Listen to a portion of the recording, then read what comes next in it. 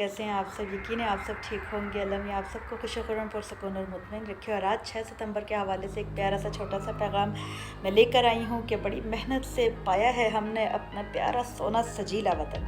और हकीकत ये है कि 6 सितंबर का दिन दरअसल मेरे नज़दीक, मैं अपनी बात कर रही हूँ, मेरे नज़दीक हमारे पुख्ता ईमान की क़ुव्वत और जहाद का जो जज्बा है ना हमारे अंदर, उसकी ताज़गी को बरकरार रखने और उस ताज़गी से ख़ुद को सरशार करने का एक नाम है। ना मुझे याद है मेरी वालदा इस हवाले से बात किया करती थीं।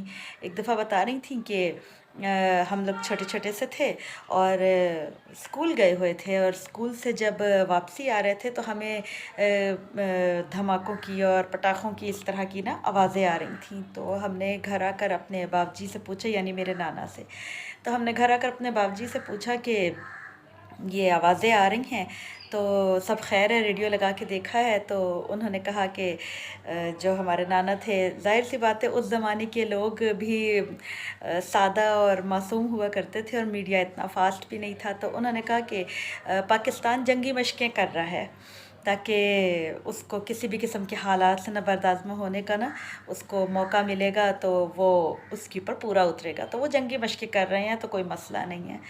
और 2-3 घंटे के बाद जब रेडियो पाकिस्तान ट्यून किया तो उसमें जाके पता चल रहा है कि भारत ने, हमारे पड़ोसी भारत ने, हमारे दुश्मन मुल्क भारत ने हमला कर दिया है लाहौर पर और छुप के वार करते हैं।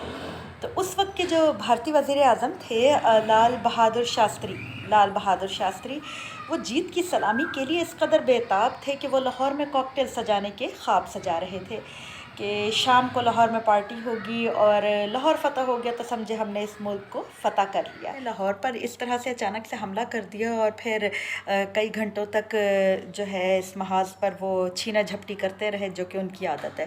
तो पाक फ़ौज के जो 150 जवान थे हमारे, उन्होंने 1500 भारतीय फ़ौजियों को महाज पर रोके रखा। और 1 मिनट में ये हमारे पास एक मुनफरिद तारीख़ है जिससे हमारे बच्चों को, हमारे नौजवानों को भी रोशनास होना चाहिए। उन्हें पता होना चाहिए कि 1 मिनट में 5 भारतीय लड़ाका तैयारे गिराने का जो मुनफरिद कारनामा है वो भी हमारे पाक फ़ौज के जो जवान हैं उन्होंने अंजाम दिया। तो इससे क्या साबित होता है कि हम एक कौम हैं, हम ज़िंदा कौम हैं। और जो ला इलाहा इल्लल्लाह की ताकत थी ना उस वक्त, क्योंकि हमारे पास ना जो है ये इतनी टेक्नोलॉजी थी जैसा कि आज है, ना हमारे पास मिज़ाइल की कोई टेक्नोलॉजी थी। हमारे पास फ़ौज थी वो बहुत ज़्यादा स्टेबल उस वक्त नहीं थे, लेकिन हम लोगों में ये जो लड़ने का हौसला आया, ये जो हम लोगों में अपने मुल्क के दिफा का ये जो हौसला आया ना हमें, ये हमारे फ़ौजी जवानों को जो हौसला मिला ये जज्बा ईमानी थी। ला इलाहा इल्लल्लाह की ताकत ने आज इस मुल्क को, इस वतन को बचा के रखा है। आने वाली नई नस्लें हैं और जो हमारे नौजवान हैं उनसे आज के दिन के लिए यही पैगाम है कि खुदारा अपने मुल्क की क़द्र व कीमत को पहचानें, आज़ादी की नेमत को पहचानें और पाक फ़ौज को जो है जितना खराज तहसीन पेश कर सके वो कम है। और मेरी ये ख्वाहिश भी है और मेरी ये दुआ भी है कि आगे आने वाली नस्लें पाक फ़ौज का हिस्सा बन के इस मुल्क के दिफा में अहम किरदार अदा करें।